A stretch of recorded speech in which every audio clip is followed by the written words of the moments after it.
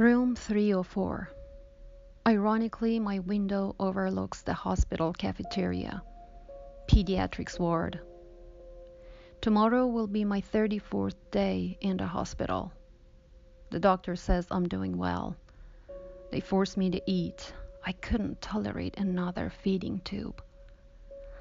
I feel lost, like a traveler in a new city who can't find his way. My body shivers. I know the room's not cold.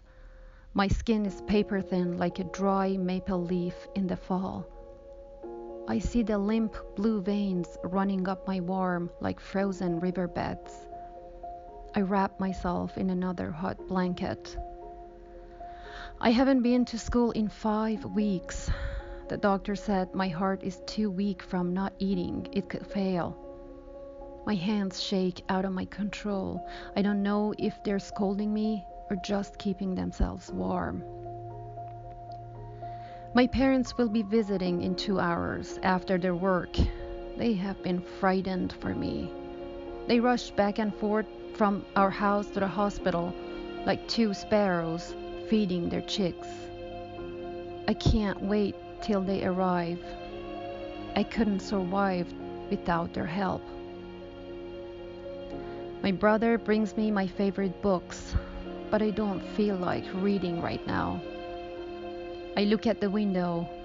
I see people in the hospital cafeteria moving around, busy, eating. It seems so easy for them, without a care, eating their lunch and moving on with their lives. I remember when I was like that. I was eating without a thought. It seemed so easy, so effortless. What changed? I look at the window. I think back. What changed? How did it start? How did I arrive here in this dark, lonely hospital room? It's hard to say. The less I ate, the more I was consumed with thoughts of food. Unlike my stomach, my brain was never empty of food. The pounds that fell off the scale were like nourishment to me. They fed my thoughts more and more. I was consumed by thoughts of food. My doctor asked if I was bullied. The mirror was my bully. It just screamed out the harshest words. You're fat. You're insignificant. You're nothing. I felt crushed by the weight of my nothingness. Hunger and exercise became my protectors. I was not bullied, not exactly, but each unkind look from the mirror, every short glance pierced through my body. I wanted to be normal, like the other children. I wanted to play. I wanted to have friends. I was not bullied, not exactly, but each silent moment in front of the mirror was filled with 1,000 unspoken profanities that burned through my ears. You're fat. You're fat. I was not happy with my self-image.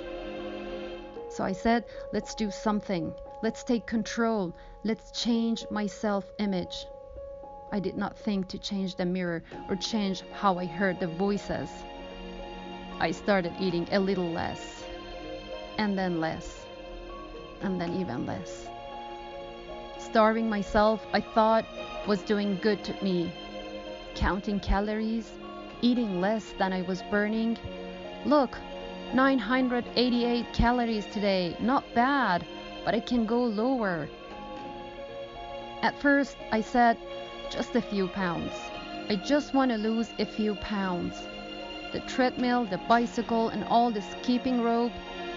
Although starting this weight loss was very hard, I have to tell you, it was 100 times harder for me to stop. I craved to eat another meal, not counting or caring about its calories. I stare out through the window. Lunch hour is over. The hospital cafeteria is getting empty. My mind wanders. My eyes are getting heavy. I see the future. I see myself. Can it be? Is this real, or is it just a dream? It's hard to believe that a year has passed. I was going to die in that hospital room, or I was going to live, but nothing in between.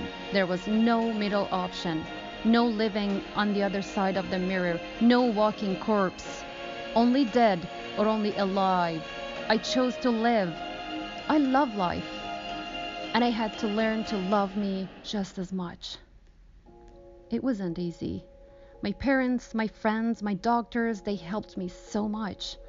Besides, I learned that counting calories didn't help me get a six-pack or massive muscles. It only made me weaker. So I started to eat again, and it was like the heavier I got, the lighter my thoughts became. I was not nothing any longer.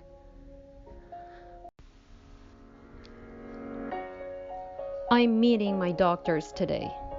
It was last year today that I was discharged, and we have decided to meet in the hospital cafeteria.